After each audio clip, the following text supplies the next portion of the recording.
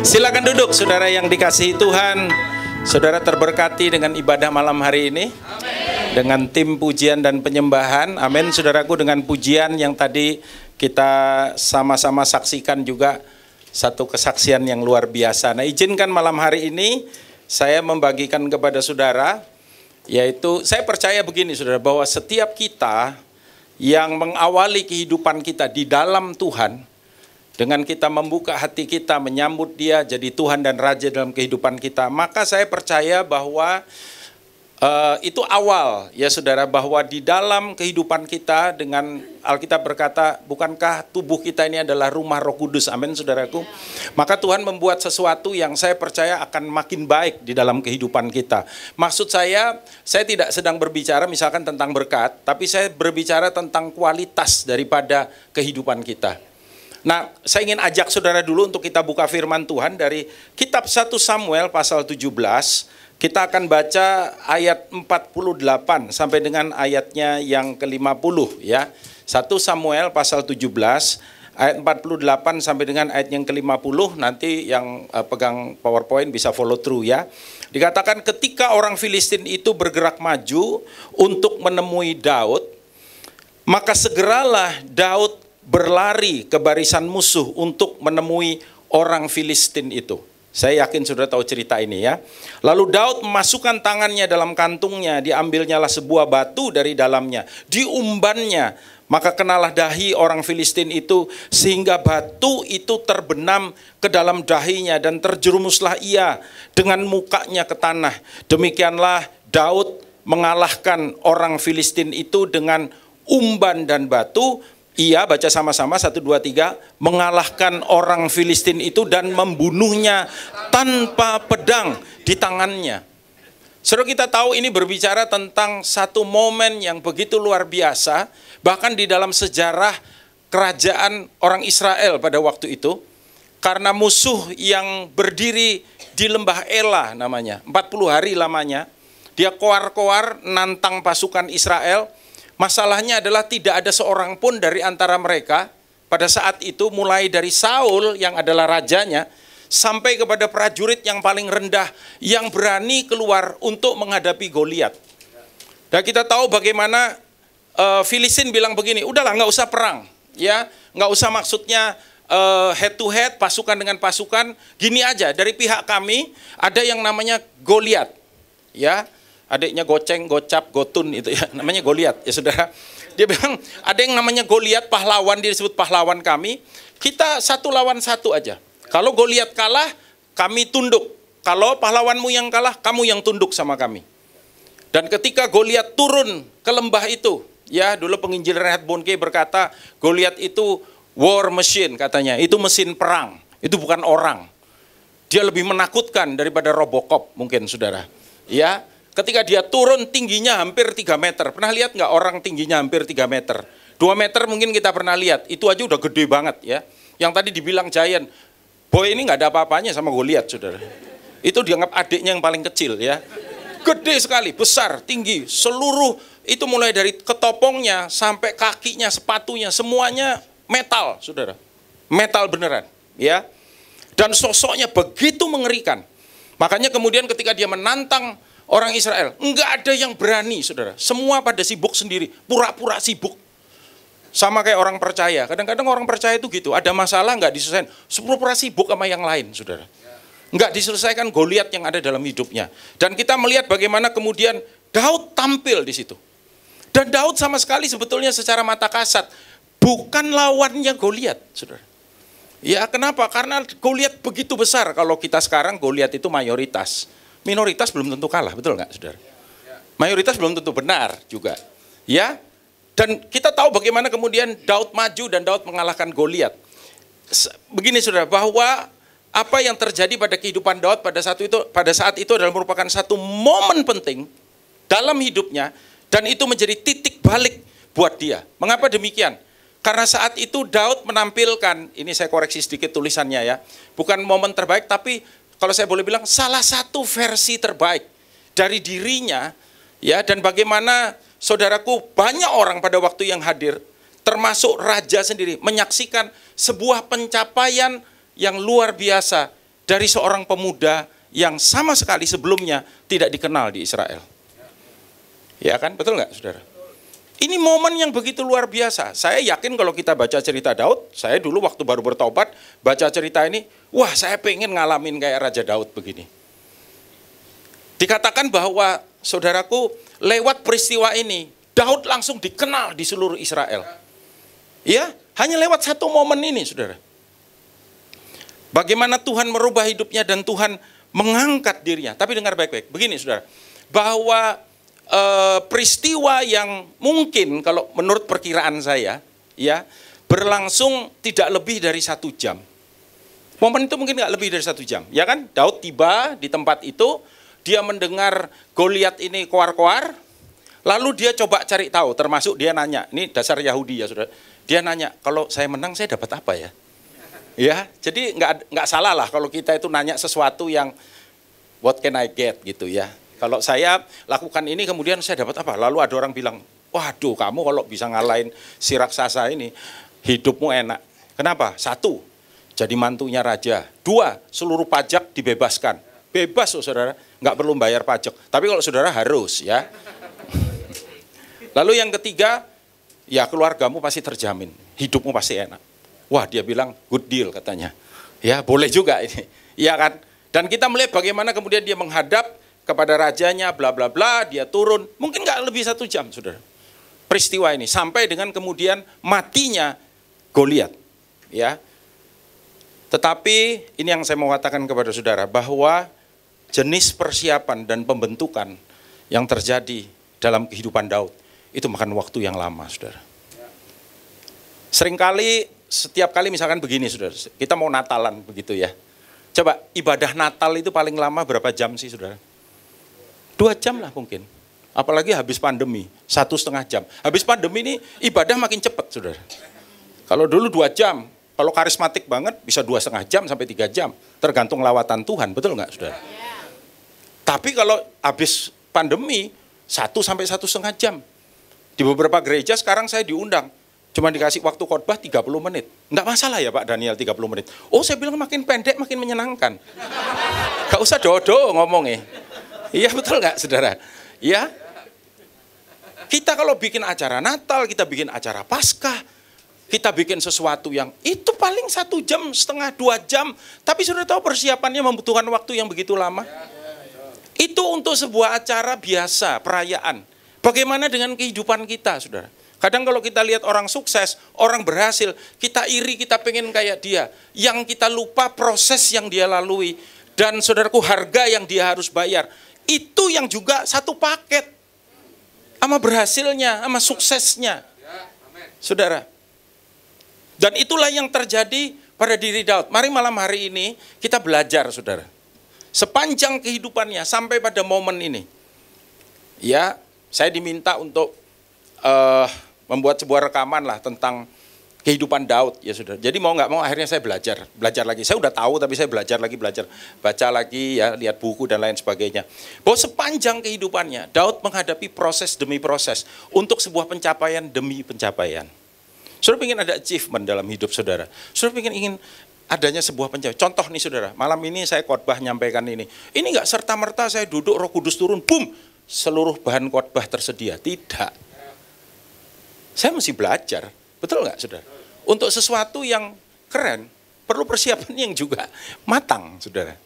Dan banyak yang mesti dibayar, banyak yang mesti dilakukan. Yang seringkali jadi problem, terutama kita yang, golongan kita ini yang dibilang golongan karismatik ya. Saya percaya dengan mujizat. Saya percaya dengan mujizat? Iya dong, Tuhan kita kan miracle worker ya, pembuat mujizat ya, saudara. Tapi seringkali Tuhan ngajar kita untuk kita melalui proses dalam kehidupan kita. Apa bedanya katanya? Kenapa bangsa Jepang itu keren? Ya, sampai ada guyonan kalau dulu dibilang, wong Jepang itu nek mangan gak kemeringet, Pak. Wong Indonesia nek mangan kemeringet. Tapi kerja gak. Wong Jepang nek mangan gak kemeringet, nek kerja kemeringet katanya. Ngerti maksudnya, saudara? Ya. Kenapa dibilang orang Jepang itu lebih keren dari bahkan bangsa manapun? Karena ternyata salah satu rahasianya, orang Jepang itu sangat menghargai sebuah proses. Mereka percaya kalau proses itu dilakukan dengan benar, dikerjakan dengan benar, dilewati dengan benar, hasilnya pasti luar biasa. Ya, hasilnya mereka memikirkan semuanya secara detail. Ponakan saya sekolah S2, dia dapat beasiswa ke Jepang. Lulus, dia sekolahnya itu HI itu hubungan internasional. Supposed to be dia kerja di konsulat begitu ya, urusan Kementerian Luar Negeri gitu. Tapi ketika dia lulus kuliah, dia bekerja di sebuah perusahaan milik perusahaan Jepang. Ya, saya lupa namanya apa itu. Sumitomo namanya. Jadi Sumitomo itu duduk wong Jawa, Sutomo itu wong Jawa. Ya. Nah, sama kayak Naruto wong Jepang. Tapi dulu kita punya wali kota yang mirip-mirip namanya, Pak Narto, ya itu beda ya. Nah, Sumitomo. Saya tanya dia, namanya Joshua, Jos, kamu kerja apa di Sumitomo? Kamu kan sekolahnya nggak nyambung. Dia panggil saya Pak Daniel, aku jadi pinpro gitu dari proyek-proyek yang ada. Oh ya, bisa kamu. Ya, kalau kamu pinpro kan dia mimpin berarti orang-orang tertentu di situ. Yang dia pimpin tuh engineer semua, insinyur. Loh kok iso? Ya itu hebatnya orang Jepang katanya. Mereka punya sistem yang sudah baku. Bosnya bilang gini, kamu ikuti aja sistemnya, kamu berhasil. Ojo mikir improvisasi, kecuali bermusik boleh improvisasi. Kalau kerja gini-gini nggak bisa. Dan memang betul dia bisa, saudara. Karena mereka menghargai yang namanya proses. Sesulit apapun proses itu, mereka selesaikan. Sehingga hasilnya keren. Daud diizinkan Tuhan melalui proses yang tidak mudah dalam kehidupannya. Coba tanya dulu kiri kanan, bilang, mau nggak hidupnya keren gitu? Mau nggak keren hidupnya? Gini loh saudara. Saya mikirkan ya ketika saya mikirkan gini saudara, hidup kita nih kan cuma sekali ya. Ada nggak di sini yang udah 3 kali hidup gitu? Hidup, mati, hidup lagi, mati, hidup. Kan nggak ada, hidup cuma sekali kan, betul nggak? Saya yakin saudara pengen hidup yang sekali ini bermakna pasti. Signifikan, benar nggak saudara? Nah ayo kita belajar. Ya, karena saya mengalami ini dalam kehidupan. Kalau saya noleh ke belakang gitu, bagaimana proses Tuhan. Saya mengalami semuanya. Pak, kok Bapak bisa kayak gini? Waduh, ini dowo cerita nih, kira-kira gitu. Kenapa? Karena ada prosesnya. Nah, apa proses yang dialami oleh Daud? Singkat aja, saudara. Yang pertama, Daud punya sikap atau punya attitude yang tetap positif sekalipun hidupnya negatif. Orang itu kalau hidupnya enak, semuanya jadi gampang. Sukacita gampang, rendah hati bahkan gampang. Betul nggak, saudara? Ya. Tapi kalau orang itu lagi ngalami sesuatu yang susah, nah bisa nggak dia tetap positif, saudara? Bisa nggak dia tetap baik? Saya tunjukkan satu peristiwa yang dialami oleh Daud dalam 1 Samuel 16. Ini kelihatannya nggak ada hubungannya, tapi hubungannya erat banget ya. Ayat 10 dan 11. Dikatakan demikian. Demikianlah Isai menyuruh ke-7 anaknya lewat. Tahu dong peristiwa ini ya, di depan Samuel. Tetapi Samuel berkata kepada Isai. Ini kalau di catatan Alkitab dan cara kita baca kelihatannya biasa-biasa aja, padahal enggak. Dibilang begini, semuanya ini tidak dipilih Tuhan. Lalu Samuel berkata kepada Isai, inikah anakmu semuanya? Nah ini kita kalau baca kan gitu nadanya, saudara. Inikah anakmu semuanya? Saya yakin Samuel ngomongnya enggak kayak gitu nadanya. Karena Samuel lagi ngamuk ini. Sebab dia ngomong sama Isai, keluarkan semua anakmu laki-laki. Masa Tuhan bohong? Nggak ada satupun dari yang 7 orang itu yang Tuhan bilang bukan dia. Even Samuel juga pada waktu itu kan salah mikir, betul nggak saudara? Ini nabi kawakan bisa keliru, ya manusia ya saudara. Dan kita tahu kan ada ayat yang keluar pada waktu itu manusia melihat yang dilihat mata, tapi Tuhan melihat hati. Ya makanya ada pepatah terkenal, don't judge the book by its cover katanya. Jangan nilai buku itu dari sampulnya. Jangan ngelihat orang dari penampilannya. Kita bisa tertipu, saudara. Ketokane belokan pada pinternya setengah mati. Ibu-ibu kalau nyari mantu hati-hati loh ya. Kelihatannya keren, mobil gonta-ganti, ternyata nyewa dia. Pinjem punya temennya. Iya loh. Bisa tertipu. Mata kita nih gampang nipu kita, saudara. Ya kita lihat orang, ini orang keren banget, hebat ini. Nipu kanan kiri dadao. Dia dipercaya karena penampilannya. Dan kemudian Samuel bilang, loh ini kira-kira kalau Samuel ini orang Surabaya, wes kabeh yo, kira-kira gitu. Wes kabeh iki yo. Ya, kenapa? Lalu karena dia bilang begini. Isai bilang, jawabnya masih tinggal yang bungsu tetapi sedang, ini sudah salah beralasan. Kan bencekno toh, salah itu ya, maaf Pak, saya panggil dia. Beralasan. Lo kan sudah disuruh manggil. Ya, kata Samuel kepada Isai, suruhlah memanggil dia, sebab kita tidak akan duduk makan sebelum ia datang kemari. Sebetulnya bahasa ini ngomongnya begini, kalau dia nggak datang, no blessing, nggak ada berkat buat keluargamu. Ini mungkin Isai rodok gini loh saudara, gemeter dia. Ya Pak Pendeta, jangan marah Pak Pendeta ya, jangan marah ya, gitu. Saya panggil. Kita belajar apa sih dari peristiwa ini? Kalau saya kesimpulannya cuma satu, saudara. Daud ini dianggap pupuk bawang. Waktu Tuhan bilang, salah satu anakmu aku akan urapi. Bapaknya langsung mikir, gak masuk hitungan. Lopo diceluk? Buat apa dipanggil? Pasti bukan dia. Potongan gak ada, jahitan apalagi, obrasan lewat sudah. Gak masuk sudah. Enggak, kenapa enggak dipanggil? Kenapa enggak dipanggil? Karena tidak pernah terpikir dalam otaknya bapaknya bahwa anaknya yang satu ini berbeda dari yang lain. Saudara pernah enggak dibedain? Enggak dianggap, dilecehkan, direndahkan, disepelekan. Enggak usah angkat tangan. Kita semua pasti pernah. Saya bolak-balik, saudara.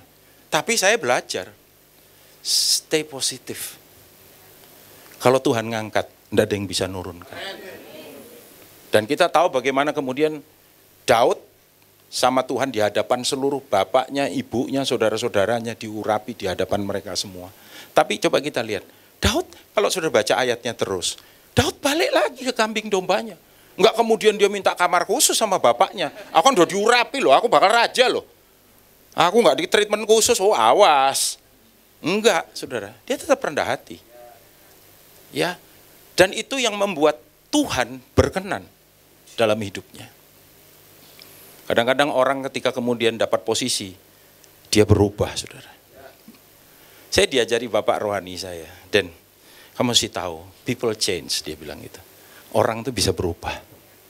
Enggak banyak orang tuh yang enggak berubah. Saya punya teman-teman, saudara, yang ketika dulu awal-awal pelayanan, saya baru bertobat, baru belajar melayani bareng-bareng. Ya, ketika kemudian diangkat Tuhan, berubah dia. Tapi saya bersyukur saya juga punya teman yang udah diangkat Tuhan, udah dipakai Tuhan, tetap sama dulu. Dan saya percaya itulah yang membuat kemudian Daud dapat privilege dari Tuhan, dapat hak istimewa. Mari kita belajar. Saya nggak tahu bagaimana keadaan saudara hari ini. Tapi kalau saudara-saudara mungkin sering merasa saya ini nggak terlalu dianggap, Pak. Kalau dalam keluarga saya ini yang paling ya artinya gini loh, kamu ada, kamu nggak ada, enggak pengaruh buat kita. Itu. Santai aja, tenang aja. Ya, saudara direndahkan orang. Saya kasih tahu saudara satu rahasia. Saudara kalau direndahkan, itu berarti saudara ada di posisi yang tinggi. Kalau saudara sudah di bawah, mau direndahkan kemana lagi?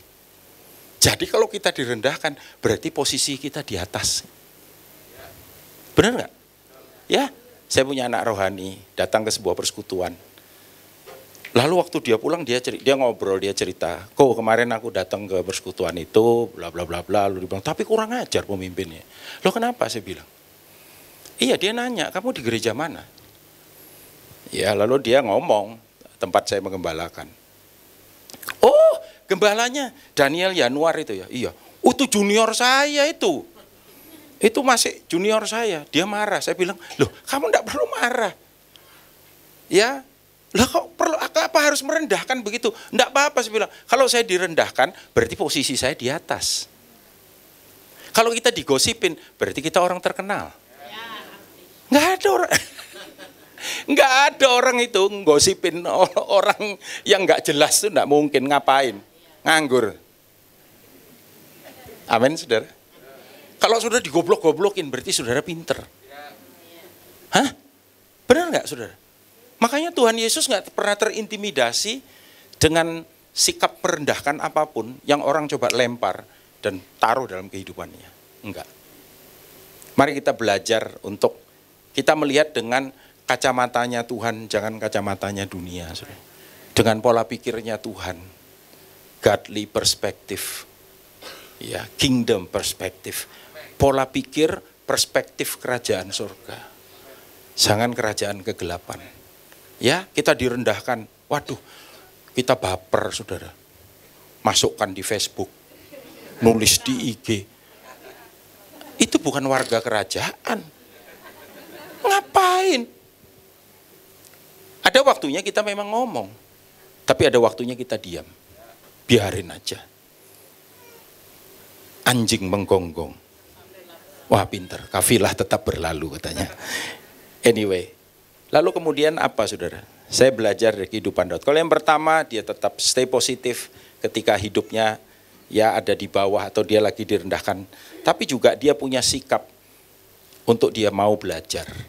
Bahkan apapun yang dia bisa pelajari dan Tuhan kasih kesempatan buat dia. Ya, attitude to learn everything he can, dibilang. Apapun yang dia bisa belajar. Jangan pernah berhenti belajar. Saya nggak tahu siapa yang ngomong, saya mengutip ini ya. Dibilang, the moment you stop learning, you stop growing. Momen saudara berhenti belajar, saudara berhenti bertumbuh. Ayo kita baca beberapa ayat ya. Kelihatannya nggak ada hubungannya, tapi nanti saya jelaskan kenapa saya ambil ayat-ayat ini. Hakim-Hakim pasal 20 ayat 15 dan 16 ya. Hakim-Hakim 20 ayat 15 dan 16. Pada hari itu dihitunglah jumlah Bani Benyamin. Dari kota-kota lain itu 26.000 orang yang bersenjatakan pedang, belum termasuk penduduk Gibea. Yang terhitung 700 orang pilihan banyaknya. Dari segala laskar itu, baca sama-sama, 1, 2, 3. Ada 700 orang pilihan yang kidal, dan setiap orang dari mereka dapat mengumban dengan tidak meleset sampai sehelai rambut pun. Lalu Yehezkiel 48 ayat 22. Nanti sekalian saya jelaskan ya. Yehezkiel 48 ayat 22. Terkecuali milik orang-orang Lewi dan milik kota itu yang terletak di tengah-tengah kepunyaan raja itu, maka yang diapit oleh wilayah Yehuda dan Benyamin adalah bagi raja. Saudara mungkin ngomong, ini hubungannya apa sama Daud, Pak? Enggak ada disebut nama Daud di situ. Tapi dengar baik-baik. Saya mau nanya dulu sama saudara. Daud itu suku apa, saudara? Suku Dayak. Oh, bukan ya. Atau suku Batak. Daud suku apa? Yehuda. Tadi dibilang di kitab Yehezkiel 48 ayat 22 bahwa wilayah suku Yehuda dan suku Benyamin itu berdekatan. Tonggo. Makanya ketika kemudian Salomo mati, lalu kemudian kerajaan Israel terpecah, kerajaan utara dan kerajaan selatan, itu 10 suku di utara, 2 suku di selatan. 2 suku yang di selatan itu siapa? Yehuda dan Benyamin. 10 suku di utara dipaksa kawin campur, ibu kotanya Samaria, ya. Makanya sampai sekarang kalau ada orang Israel asli, biasanya kalau dia enggak suku Yehuda, dia suku Benyamin, atau ada tersisa mungkin Lewi, karena Lewi ada di setiap wilayah Israel, ya. Kira-kira paham ya sampai di sini ya saudara ya. Nah, Daud suku Yehuda. Fakta yang kedua mengatakan apa? Orang Benyamin punya satu keahlian yang suku lain nggak punya. Apa itu saudara? Di Hakim-Hakim tadi yang kita baca. Mereka jago mengumban dengan tidak meleset sedikit pun, bahkan sehelai rambut pun. Saya mau nanya sama saudara, Daud membunuh Goliat pakai apa saudara? Pakai umban. Tapi kan yang jago ngumban orang Benyamin. Dia kan suku apa? Yehuda. Saya ngambil kesimpulan, tapi kesimpulan saya beralasan saudara. Apa kerjaannya Daud sebelum dia bunuh Goliat? Menggembalakan kambing domba. Saudara bisa bayangkan nggak? Ketika di padang penggembalaan, Daud dan teman-temannya, tonggo-tonggonya yang orang Benyamin ini mereka bergaul. Paham sampai di sini saudara? Ketika mereka bergaul, saya yakin Daud pasti lihat bagaimana orang Benyamin itu ngusir binatang yang coba ganggu domba mereka. Kira-kira cara ngusirnya gimana saudara? Pakai umban. Saya bayangkan Daud keren juga ya. Kamu bisa ngumban kayak gitu, kok hebat kamu. Mbok saya diajari apa? Mereka bilang enggak masalah, enggak problem, ayo tak ajari. Daud belajar mengumban, dengar baik-baik saudara. Tanpa dia mengerti bahwa satu hari yang dia pelajari itu merubah nasibnya. Jangan pernah mengentengkan soal belajar satu keahlian. Apapun itu. Saya kasih saudara cerita.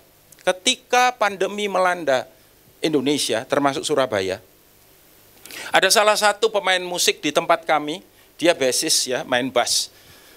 Dan saudaraku dia betul-betul terdampak, kenapa? Karena kerjaannya dia di entertain dan dia ngelesi main bass, main musik. Waktu itu entertain tiarap semua saudara. Nggak ada tempat hiburan buka, tutup semua pandemi, betul? Les-lesan yo tiarap pisan. Coba di sini yang ngelesi siapa nih main musik? Ada nggak waktu itu sing les? Gak, ono bojomu dewek, ya toh? Nggak ada di luar sana saudara. Enggak ada, tutup semua. Dia bilang, Pak, kami bertahan beberapa bulan pakai duit tabungan. Loh, nek duit tabunganmu 1 triliun enggak apa-apa. Kok duit Sambo. Nah, nek duit tabunganmu cuma berapa puluh juta, berapa bulan, habis saudara. Habis. Tapi istrinya itu pernah belajar bikin resoles. Do you know resoles? Nah, bikin resoles. Enggak apa-apa, lebih baik terlambat daripada enggak sama sekali ya. Jadi dia coba ya, aku tak jualan resoles ya, open PO, jualan resoles. Tuhan menyertai, dia bilang, Pak, Tuhan menyertai Pak, ini memang dari Tuhan. Resoles istri saya itu memang enak, dia bilang. Tapi orang itu bisa suka. Ini resolesnya diurapi, saudara. Sehingga bisa menimbulkan rasa kangen. Koyok bojoku ya saudara ya, menimbulkan rasa kangen. Saudara, orang makan, resolesnya laku. Oh, sampai ratusan dia bikin. Lalu dia bilang gini ketika kesaksian, dia bilang, Pak, saya tidak pernah menyangka. Waktu istri, bahkan istrinya juga tidak pernah menyangka. Ketika dia belajar bikin, ini jangan lalu kemudian, belajar bikin resoles yuk, habis ini yuk. Ya itu bejonya orang itu sendiri-sendiri, betul nggak saudara? Pokoknya belajar aja itu loh saudara. Saya nggak pernah menyangka Pak, kebisaannya dia bikin resoles itu nolong ekonomi keluarga kami, bahkan ngasih makan keluarga ketika masa sukar. Jangan pernah berhenti belajar, aduh lah Pak, aku nih umur piro Pak, belajar mana, wis gak nutuk Pak, iki nih Pak. Loh jangan, umur berapapun, kalau Tuhan menyertai pasti bisa saudara. Kemarin saya lihat itu loh, yang lihat bukan saya, sebetulnya istri saya, tapi itu masuk ke acaranya Kick Andy ya, Kick Andy. Itu umur berapa itu? Dia sekolah S70, dia lulus S1, sekolah lagi S2, sekolah lagi S3. Dia ngajar, sampai Kick Andy nanya, habis ini S berapa ya Bu? Ya mau S apa aja terserah, mau S serut, S apa tadi itu. Ya, nggak ada batasan orang belajar saudara. Coba lihat kiri kanan saudara bilang begini, maaf ini kalau pakai istilah ini ya saudara. Kalau lihat modelnya, kamu pasti bisa loh bilang gitu. Ya, lihat wajahmu kamu cerdas kok. Cuman belum dimanfaatkan aja. Kita nggak pernah tahu apa yang kita pelajari sekarang yang kelihatannya sepele. Satu hari itu bisa dipakai Tuhan untuk mengangkat hidupmu. Amin saudara. Karena itu jangan pernah berhenti belajar. Belajar itu buat yang muda-muda, gak ada ayatnya saudara. Lalu berkatalah Yesus kepada Matius, Mat, nek belajar sing nawe gak sing nom-nom. Nek kowe wis gak nutut. Nggak ada ayatnya. Gak ada. Saudara, ya. Lalu kemudian apa lagi yang kita bisa belajar? Ini sabar saudara, ini ada 25 poin. Enggak sampai ya, setelah ini selesai saudara. It's all about attitude. Ini semuanya tentang sikap. Siapa yang ngomong tuh? John Maxwell ya, dia bilang attitude determine altitude. Sikap itu menentukan apa saudara? Ketinggian. Karena sikap orang bisa lecehkan kita. Karena sikap orang bisa hormat sama kita. Ya. Lalu sikap apa yang ketiga yang kita belajar dari Daud? Bagaimana dia memelihara karakter yang baik ada pada dirinya. Lihat apa yang dikatakan hamba daripada Saul, saudara, dalam 1 Samuel pasal 16. ayat 17 dan ayat yang ke-18. Berkatalah Saul kepada hamba-hambanya itu, baca ya, 1, 2, 3, carilah bagiku seorang yang dapat main kecapi dengan baik dan bawalah dia kepadaku. Dia minta pemain kecapi, jago gitar kira-kira gitu. Lalu hambanya bilang begini, lalu jawab salah seorang hamba itu, katanya, baca keras, sesungguhnya aku telah melihat salah seorang anak laki-laki Isai orang Bethlehem itu yang pandai main kecapi. Mestinya kan titik cuman sampai di situ, betul nggak saudara? Kan yang dicari yang pandai main kecapi. Tapi apa yang orang ini bilang? Nggak cuman pandai main kecapi, dikatakan iya, seorang pahlawan yang gagah perkasa, seorang prajurit yang pandai bicara, elok perawaannya. Ini yang paling penting. Dan Tuhan menyertai dia. Mungkin nggak orang karakternya elek disertai Tuhan? Nggak mungkin. Nggak mungkin. Dan Daud teruji loh saudara. Saya membaca sebuah buku, judulnya The Tale of the Three Kings. Cerita tentang 3 raja. 3 raja itu siapa? 3 raja itu adalah Saul, Daud, dan Absalom. Absalom pernah jadi raja. Absalom tahu saudara? Ponanannya Pak Bejo? Bukan ya. Absalom ini putranya Daud yang memberontak.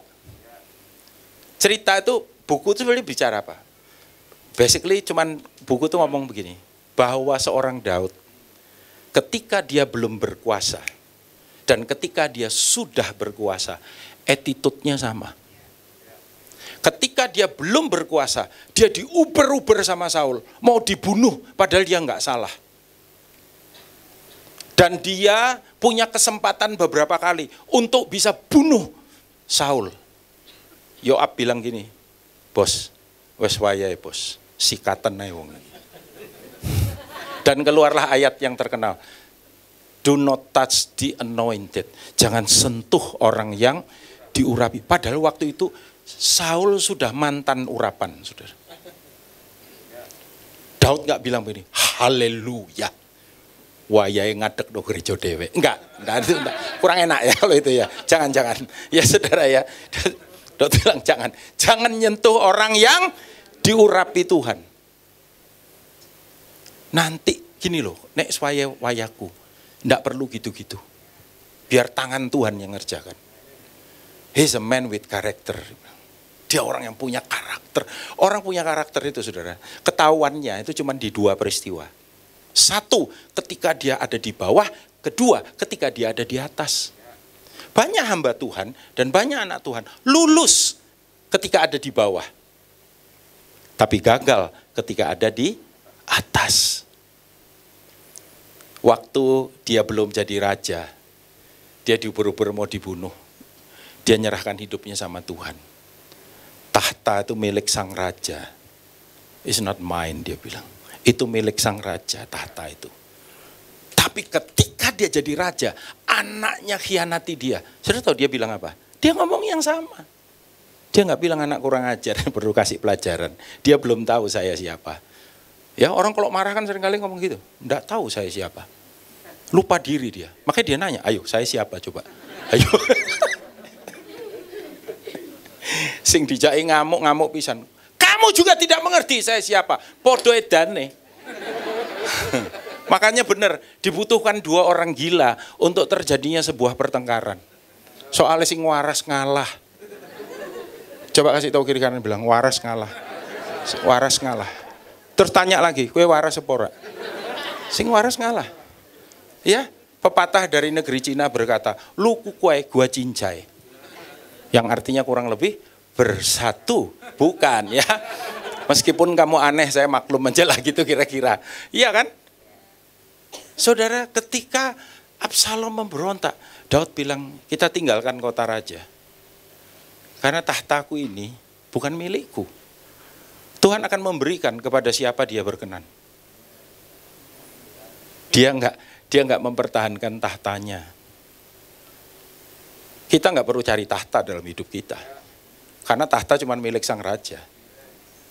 Yang kita perlu itu perkenanan. Amin, saudara. Kalau Tuhan berkenan, ia akan mengangkat, dibilang. Dan kalau Tuhan mengangkat, tidak ada yang bisa nurunkan. peninggian, promosi, datangnya bukan dari barat timur, tapi dari Tuhan semesta alam. Dia maintain karakternya tetap baik. Saya banyak ketemu bos-bos, orang hebat, orang apa. Kadang-kadang orang percaya nggak jadi kesaksian baik, Pak. Saya punya pegawai Kristen, Pak. Malah bikin masalah, Pak. Apian sing muslim. Sing Kristen malah. Tapi di sini nggak ada, di sini semua baik-baik ya. Itu di kutub utara sana. Di sini nggak ada, di sini semua baik-baik. Ayo kita tunjukkan kalau Roh Kudus ada di dalam kita, saudara. Apa tandanya kita ini anak Tuhan? Apa tandanya kita ini warga negara kerajaan surga? Kita makin lama, makin serupa dengan Tuhan Yesus. Yang terakhir, saudara. The last but not least ya. Saudaraku, Alkitab mengatakan bagaimana Daud punya sikap untuk dia senantiasa menumbuhkan, mempertajam skillnya, kemampuannya. Saya percaya saudara pasti punya kemampuan. Ada, kita masing-masing sama Tuhan dikasih bakat. Nggak ada orang yang Tuhan nggak kasih bakat. Bakat itu dalam bahasa Alkitab itu talenta, saudara. Ada yang dikasihnya 1, ada yang dikasihnya 2, ada yang dikasihnya 5. Masalahnya bukan soal jumlah. Ya, mau 1, mau 2, mau 5, nggak jadi masalah. Yang jadi masalah itu penggunaannya. Dan development-nya, mengembangkannya. Iya kan? Beberapa saudara kita ini jelas kayak, Pak Boy ini kasih Tuhan suara bagus, itu bakat. Suara bagus tuh saudara mau latihan kayak apapun, ndak bisa. Nek kancen elek yo elek. Iya toh? Sampai konco-koncone ngomong gue nek nyanyi apik. Tapi jauh loh ya apik, nek gue meneng. Gue nyanyi dhewe di kamar mandi. Suaramu mengusir tikus katanya. Saudara, ya itu bakat. Orang bakat bermusik. Orang punya bakat musik, diajari sebentar dia bisa. Ada yang bakatnya ngelukis, kesenian. Ada yang bakatnya matematika. Ada yang bakatnya olahraga, namanya kecerdasan otot. Ada 10 bentuk kecerdasan. Saya yakin mungkin lebih banyak dari itu. Masing-masing orang punya kecerdasan. Makanya gini loh saudara, jangan pengen jadi kayak orang lain. Ya kan? Kita lihat singer tadi bagus, song leader, main musik. Wah saya pengen kayak dia, pengen banget. Jadi, loh ya itu, bisa nyanyi enggak? Kalau enggak bisa nyanyi mungkin pendoa mungkin. Kalau pendoa falas enggak masalah, yang penting berapi-api. Amin saudara. Iya kan, betul enggak? Kita tuh harus ada di tempat kita. Ya, ketika saya bertumbuh dalam pelayanan, saya mencari Tuhan. Di dalam Alkitab itu ada banyak karunia dan talenta. Saya ngitung ya saudara ya. Karunia itu ada di 1 Korintus 12, Roma 12, Efesus pasal yang keempat. Itu total ada 21 karunia. Belum talenta. Belum kasih karunia yang menyertai memampukan kita. Banyak yang Tuhan sudah sediakan dalam hidup kita. Jadi kalau sudah bilang, saya ini nggak bisa apa-apa Pak. Kita itu menghina Tuhan. Tuhan, malaikat saat surga itu bilang, ya apa sih wong iki? Dikasih banyak, kita ngomong nggak punya apa-apa. Lah, ada lagunya itu ya, datang kosong pulang kosong. Ku tak membawa apapun juga, ya.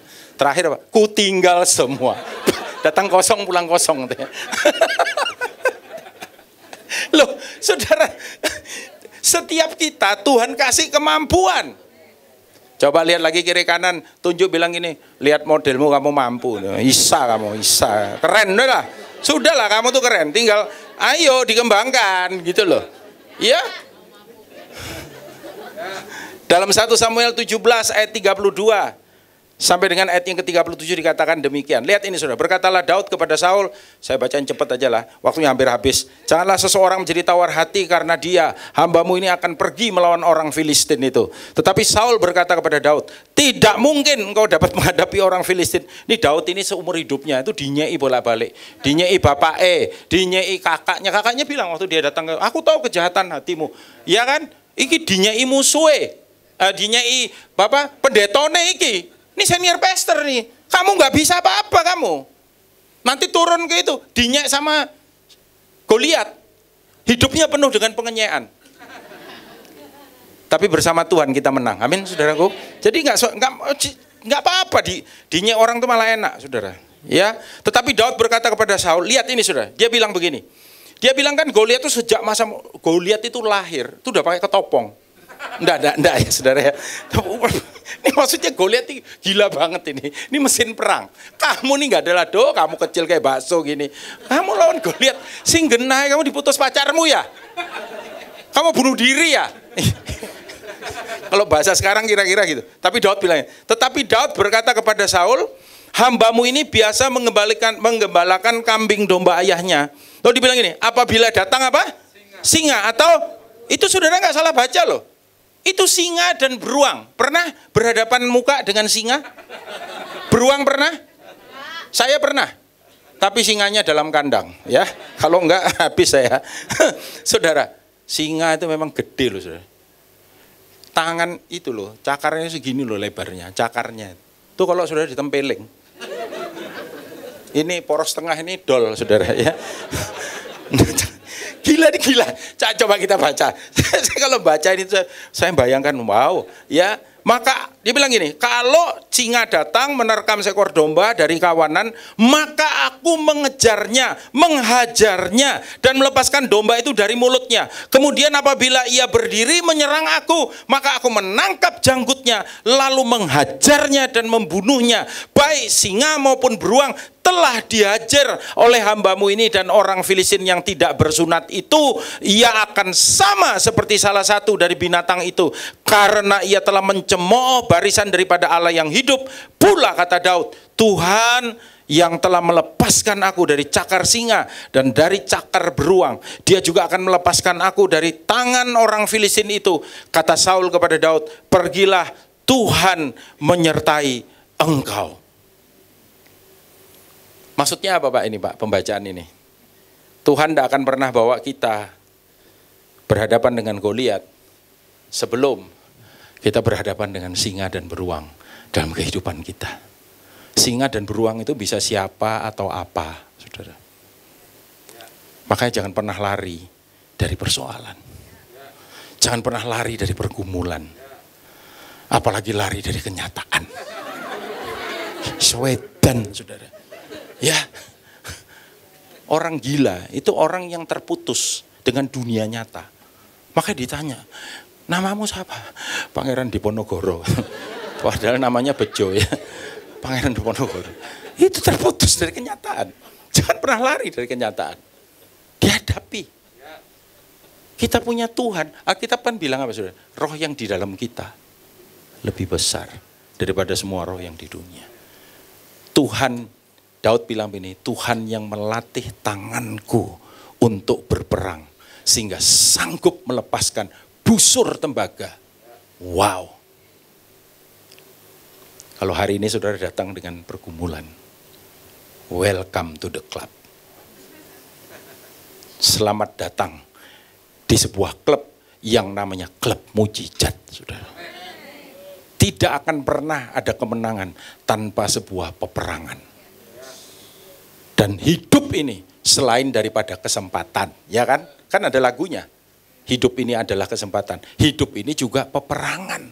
Justru di dalam setiap peperangan yang kita alami, kita akan mendapatkan satu kesempatan yang luar biasa, mengalami mujizat Tuhan di dalam kehidupan kita. Dan itu sudah pasti terjadi dan saudara alami dalam kehidupan saudara. Roma 8 ayat 37 ayat terakhir, silahkan kembali pemain musik, song leader singer.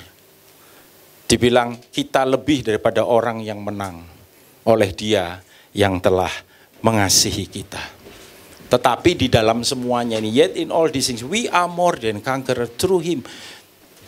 Terjemahan Alkitab baru bagus saudara.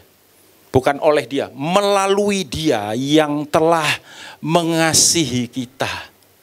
Jadi jangan rendah diri saudara. Saudara itu yang dikasihi.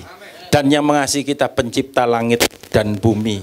Allah semesta alam, Raja di atas segala raja, Tuhan di atas segala Tuhan. Itu sebabnya kita pasti menang. Amen. Ya, ayatnya bilang, we are more than conqueror. Hypernikao dalam bahasa aslinya. Kurang lebih kalau diterjemahan intinya begini, tidak mungkin kalah. Wes ngono ae. Sambil bangkit berdiri, salami kiri kanan muka belakang, saya katakan, kamu nggak mungkin kalah. Kamu nggak mungkin kalah. Bapak, Ibu, ya brother, sister, kamu nggak mungkin kalah. Kita ditentukan untuk menang. Amin. Mari kita datang kepada Dia. Kita nyanyi lagu apa, Pak Boy? Terima kasih Tuhan Yesus. Kami percaya Engkau ada di tengah-tengah kami malam hari ini. Kami percaya firman yang kami dengar, firman hidup, firman iman, firman mujizat. Hamba-Mu berdoa biarlah kiranya umat-Mu di tempat ini, Tuhan, melewati apapun, melewati tantangan, melewati badai, melewati rintangan. Pertama kami mau maintain sikap hati kami Tuhan, supaya kami tetap belajar untuk positif, kuat di dalam Engkau. Supaya kami mau juga Tuhan, lewat peristiwa, lewat apa yang kami sedang hadapi ini, melihat perkara-perkara yang ajaib, yang luar biasa, yang kami tahu Tuhan berikan dan nyatakan bagi kami. Mungkin belum sekarang, tapi itu pasti terjadi, cepat atau lambat. Terima kasih Bapak, kami mengucap syukur, haleluya.